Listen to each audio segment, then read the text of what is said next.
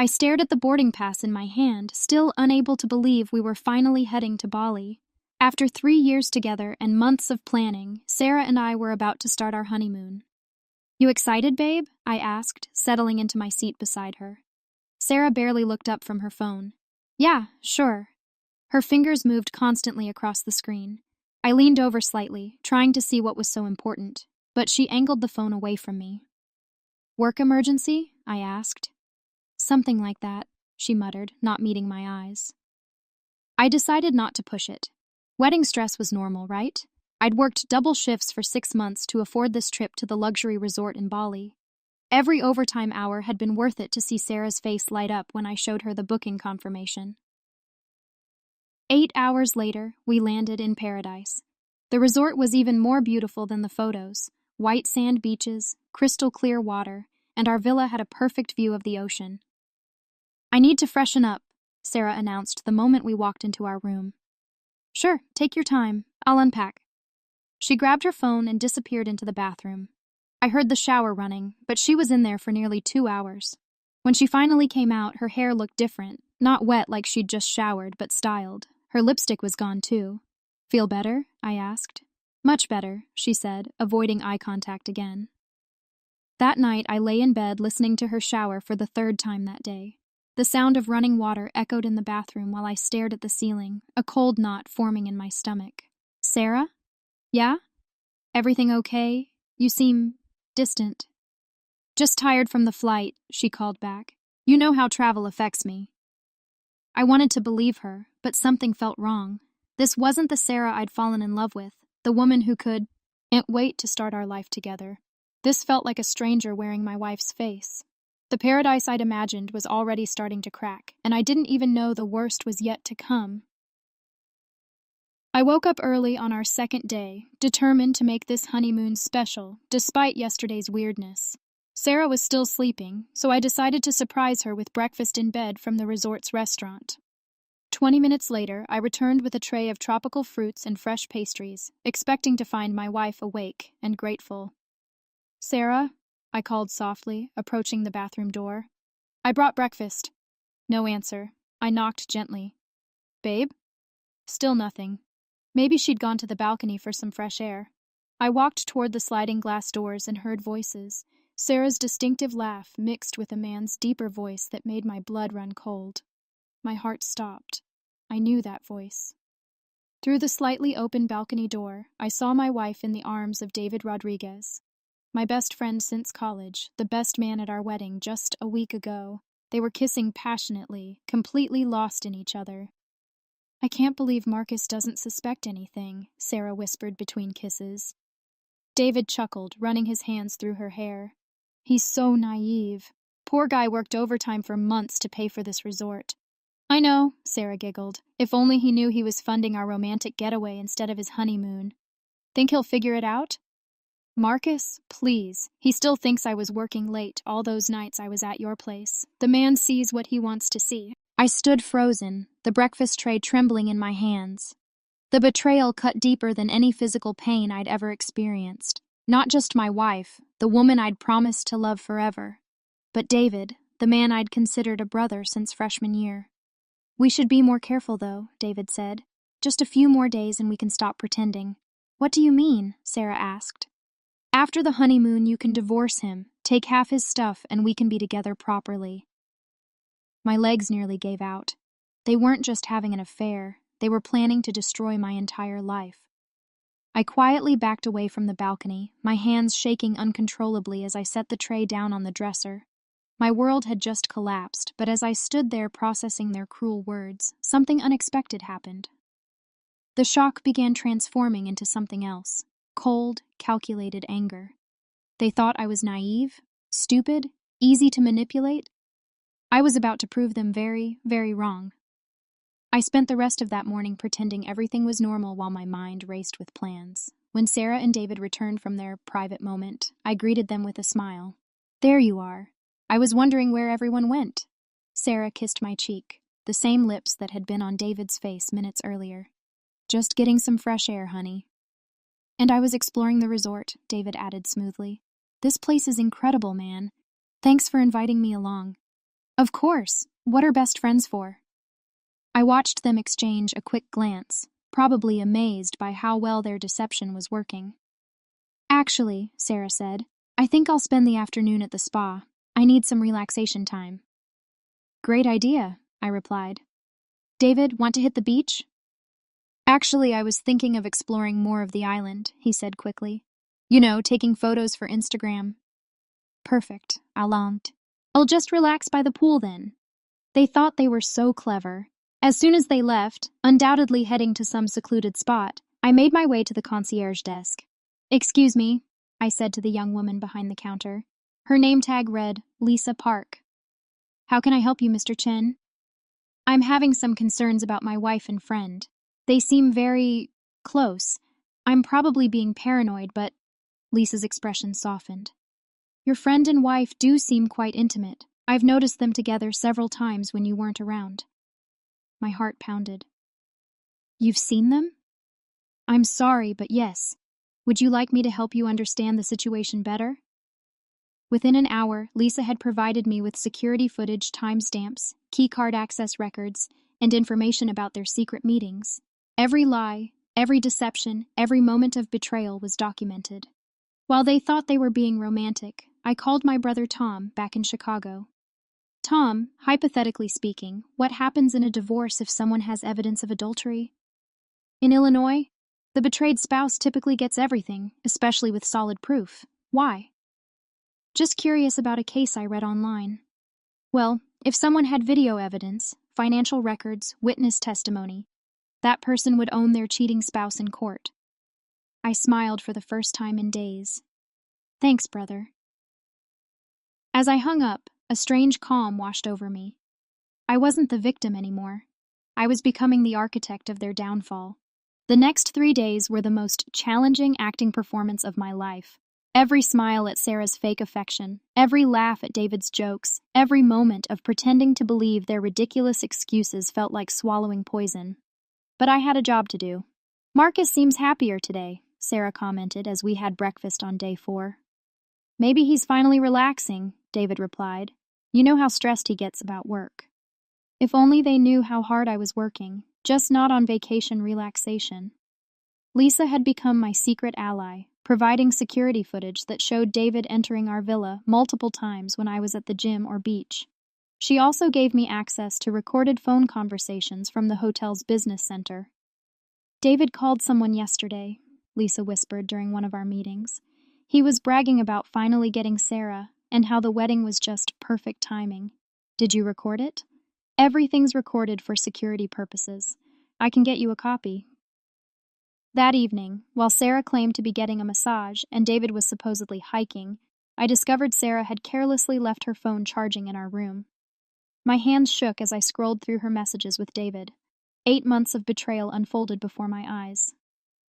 Marcus is working late again tonight. Come over at 9. Sarah, 2 days before our wedding. Can't wait to be alone with you in Bali. Just have to play the loving wife for a few more days. Sarah, the morning of our wedding. He still has no clue. Sometimes I think he's the most naive man alive. Sarah, from our honeymoon villa. David's responses were even worse.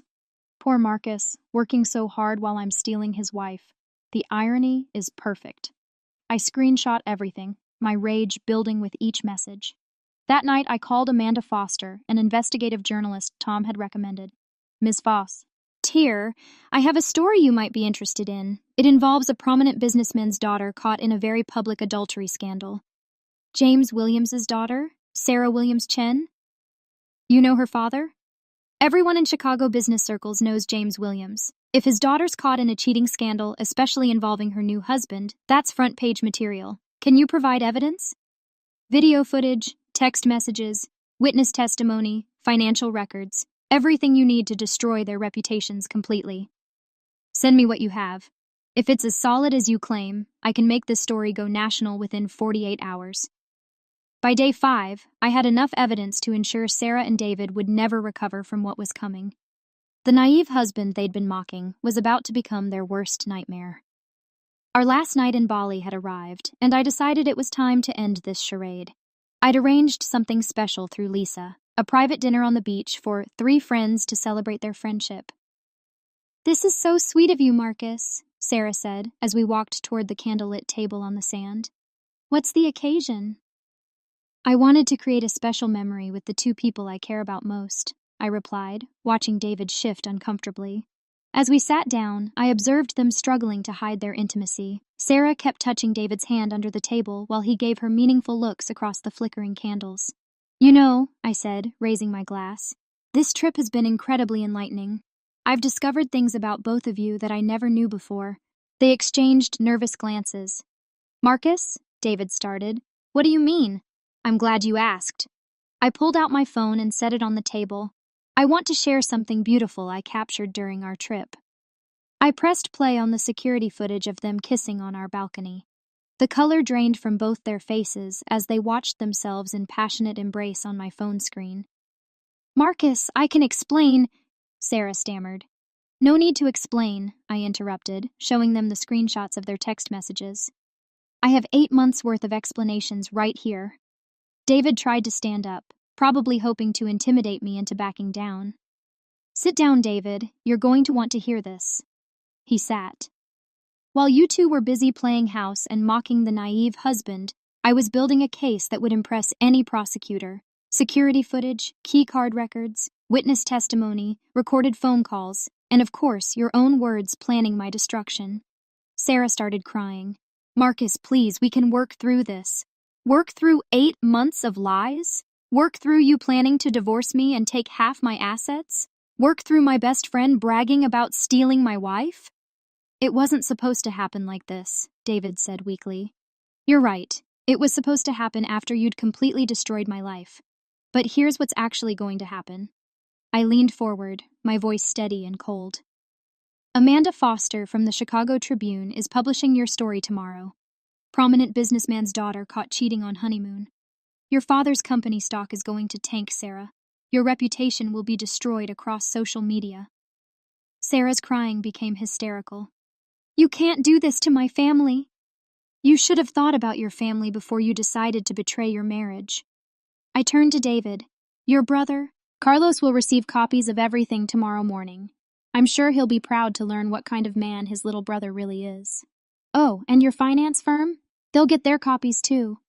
David's face went white. "Marcus, man, please." "You called me naive, stupid, easy to fool. You thought I was working overtime to fund your romantic getaway." I stood up, feeling taller than I'd ever felt before. "But while you were busy betraying me, I was busy planning your destruction." "The divorce papers will be served when we land in Chicago," I continued. "Sarah, you'll get nothing from our marriage except public humiliation. Every asset, every savings account, everything we built together, it's mine now." Sarah grabbed my arm desperately. "I'm sorry. I'll end it with David. We can start over." "You don't get to start over after this level of betrayal. You made your choice. Now live with the consequences." David tried one last manipulation. "This is all Sarah's fault. She seduced me." "And there it is," I laughed. "Watch how quickly honor among thieves disappears." Sarah whirled on David. "How dare you blame me? You pursued me for months." As I walked away from the table, leaving them to destroy each other with accusations and blame, I felt a weight lift off my shoulders. For the first time in days, I could breathe freely. The naive husband was dead. The man walking away was someone entirely different, someone who would never be anyone's fool again. The 8-hour flight back to Chicago felt like the longest journey of my life. Sarah sat beside me, alternating between silent tears and desperate whispers. "Marcus, please say something, anything." I kept my eyes on my book, not acknowledging her presence. "I know I hurt you, but we can fix this. We can go to counseling." "Sarah," I said quietly, still not looking at her, "there is no we anymore. They're hats. Hasn't been for 8 months. David had changed his seat to the back of the plane, probably trying to distance himself from the inevitable fallout. My phone had been buzzing constantly with notifications. Amanda Foster's article was already generating buzz, and Sarah's father's PR team was in damage control mode. "Mr. Williams is unavailable for comment," I read from one news alert. "His representatives deny knowledge of his daughter's alleged extramarital affair." Sarah saw the screen. You're really going to destroy my entire family over this? I finally looked at her. I didn't destroy your family. You did. The moment you decided betrayal was worth more than loyalty. When we landed at O'Hare, Tom was waiting at the gate with a manila envelope and a knowing smile. You did good, little brother, he said, handing me the divorce papers. Sarah saw the documents and broke down completely. Marcus, please, we can work through this. I made a mistake, but I love you. I studied her face, really looked at her, for what I knew would be the last time as her husband. Sarah, you didn't make a mistake. You made a choice. 8 months of choices. Every lie, every secret meeting, every moment you laughed at my naivety, those were all choices. But I do love you. No, you don't. You love the security I provided. You love the life I built for us. But you don't love me. If you did, none of this would have happened. David appeared beside us, looking desperate. Marcus, man, I'm sorry. I never meant for it to go this far. I handed him an envelope. That's a copy of everything I'm sending to your firm's HR department and your brother Carlos. I figured you'd want to prepare your defense. His hands shook as he took the envelope. You're really going to ruin my career over this? I'm not ruining anything. I'm simply providing accurate information about your character to the people who need to know. David, help me, Sarah pleaded. Tell him this was all a mistake. Are you insane? David snapped. I'm not going down with you. This is your mess. And there it was, the final betrayal. Even between themselves, there was no loyalty. As I walked away with Tom, I heard Sarah calling my name, but I didn't turn back. Rebecca Santos, my coworker, was waiting in the parking garage. She'd offered to drive me home, understanding I'd need support after this ordeal. You okay? She asked gently, studying my face. I took a deep breath and smiled, the first genuine smile I'd had in a week. I will be, I said, and for the first time, I actually believed it. Amanda Foster's article went live at 6 a.m. on Tuesday. By noon, prominent businessman's daughter caught cheating on honeymoon was trending on every social media platform. My phone rang constantly, reporters wanting interviews, friends expressing shock, and Sarah calling to beg me to make it stop. Marcus, please, ask Amanda to retract the story, Sarah sobbed during her 15th call that day. I can't retract the truth, Sarah. You should have thought about consequences before you acted. My father's company stock dropped 12%. You're destroying innocent people. Your father raised a daughter who thinks betrayal is acceptable. Maybe he should examine his parenting choices. I hung up and immediately blocked her number. Rebecca knocked on my office door, carrying 2 cups of coffee. She'd been bringing me coffee every morning since I'd returned, staying late to help with projects, basically being the supportive presence I'd desperately needed. How are you holding up? She asked, settling into the chair across from my desk. Better than expected. It's strange. I thought I'd feel devastated, but mostly I feel relieved. You should feel relieved. You escaped something toxic before it could destroy you completely. Her words hit me harder than I expected. You know, I always wondered what you saw in Sarah. You deserved so much better. That evening, my mother called for our daily check-in. Mijo, how are you feeling today? Stronger, Mom. Definitely stronger. Good. Sometimes God removes people from our lives, not as punishment, but as protection. This woman would have destroyed you slowly over years. Now you can rebuild quickly. I never thought of it that way. Trust me, you're going to look back on this as the day your real life began. My father, who rarely discussed emotions, surprised me by taking me to dinner that weekend. Son, I know this hurts now, but you handled this situation like a man. You didn't let them make you a victim, and you didn't let anger make you stupid. I'm proud of you. Thanks, Dad. That means everything. Meanwhile, David's world was imploding even faster than Sarah's. Carlos had publicly disowned him in a Facebook post that went viral in our hometown. I raised my brother to understand honor and loyalty, Carlos wrote. What he did to his best friend is unforgivable. He is no longer welcome in my family or my business. David's finance firm fired him within 48 hours, citing conduct unbecoming of company values. Jennifer Kim, Sarah's best friend, reached out to apologize for not warning me. I told her to end it before the wedding, Jennifer confessed during our coffee meeting. I said you didn't deserve this betrayal, but she claimed she'd handle everything after the honeymoon. I should have told you directly. You were in an impossible position, Jen. I don't blame you. She keeps calling me, begging for help with damage control. I told her she made her bed and now she has to lie in it. The divorce proceedings moved swiftly. With the evidence I'd gathered, Sarah couldn't contest anything. She would receive nothing from our marriage, and her legal fees were mounting daily. 3 weeks after returning from Bali, I realized something profound. The man who'd left for that honeymoon believing in fairy tales had died there. The man who'd returned was stronger, wiser, and completely immune to manipulation. I was finally free. 3 months after the divorce was finalized, I was sitting in my favorite coffee shop when Rebecca joined me, sliding a newspaper across the table. Have you seen this? The business section headline read, Williams Company CEO steps down amid family scandal. James Williams resigned from his own company's board, Rebecca continued. Apparently, the scandal affected their reputation so badly that investors demanded he step back. I almost feel bad for him, I said, surprising myself. Almost? He raised a daughter who thought betrayal was acceptable. Actions have consequences for everyone involved. Rebecca smiled, reaching across to touch my hand. We'd been dating officially for 2 months now, and I'd never felt this genuinely happy in a relationship. You know what I love most about you? She said. What?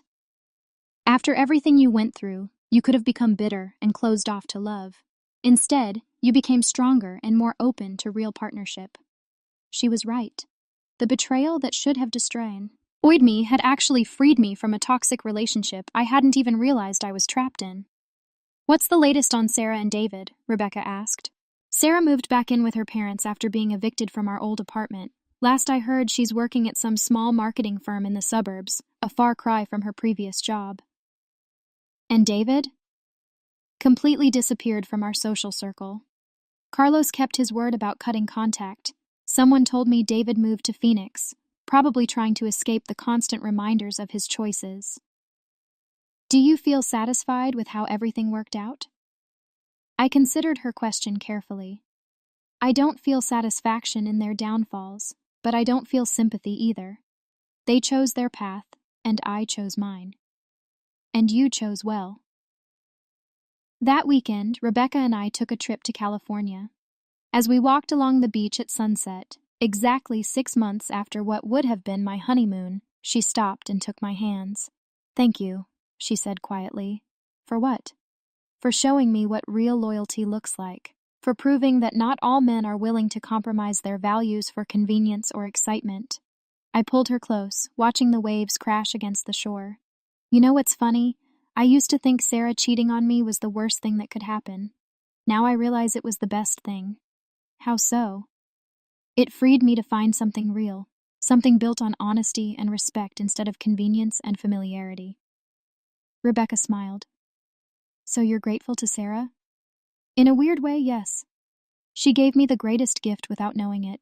She freed me to find genuine happiness. As we continued walking, I reflected on everything that had happened. The boy who'd left for Bali believing in fairy tale marriages had died there, but the man who'd returned was better equipped for real love. Sarah had taught me the difference between someone who says they love you and someone who actually loves you. David had shown me the difference between a friend and someone who just enjoys your company when it's convenient. But Rebecca? Rebecca had shown me what loyalty, respect, and genuine partnership looked like. I have something to tell you, I said, as we sat on a piece of driftwood, watching the sunset. What's that? I love you, really love you. The kind of love that chooses you every day, not just when it's easy or convenient. She kissed me softly. I love you too, the man you became after everything you survived. 3 months later, when Rebecca moved in with me, I realized Sarah had been right about one thing. I was naive back then, but not in the way she'd meant. I'd been naive to think that settling for someone who didn't truly value me was love. I'd been naive to believe that loyalty was common rather than rare. I'd been naive to think I deserved anything less than complete honesty and respect. But I wasn't naive anymore. And the woman beside me, helping me pack away the last remnants of my old life, represented everything I'd learned about what real love actually looked like. Sarah had destroyed the fantasy. Rebecca had helped me build something real, and for teaching me the difference between the two, I was genuinely grateful.